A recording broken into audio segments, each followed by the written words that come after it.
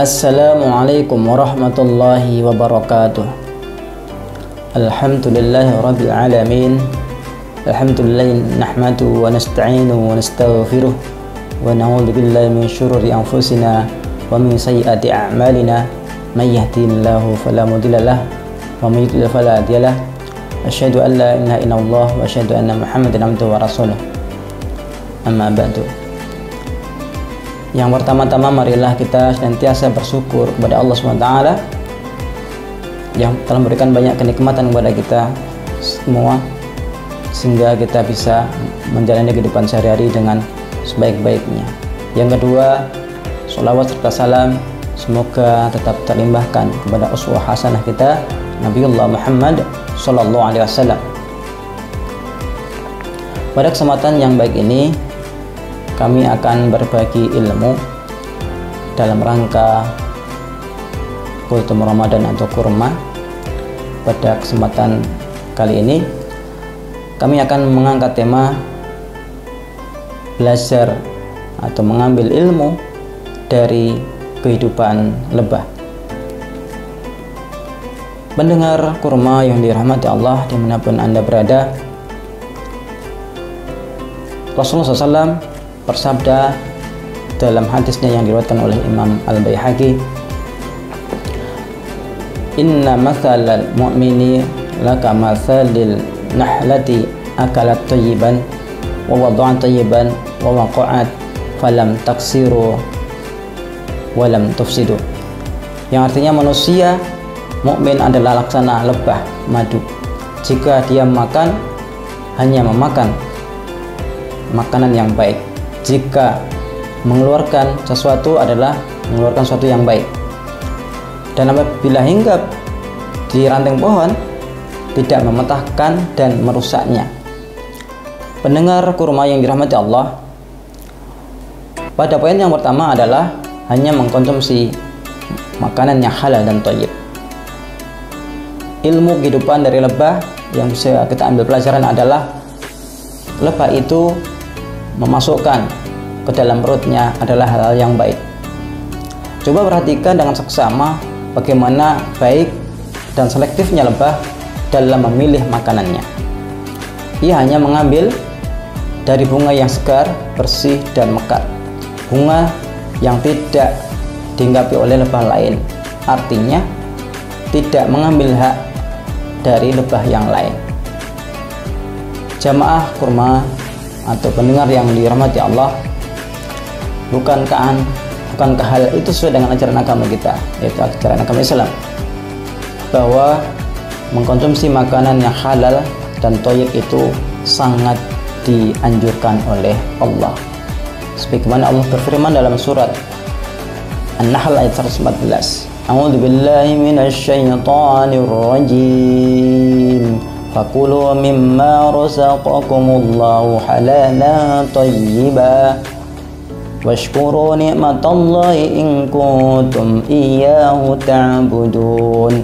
Artinya, maka makanlah yang halal lagi baik dari rezeki yang telah Allah berikan kepadamu, dan bersyukurilah nikmat Allah jika kamu hanya menyembah kepadanya. Demikian sebagai dasar kita untuk memilih makanan yang halal, makanan yang thayyib. Jadi halal belum tentu thayyib bagi tubuh seseorang.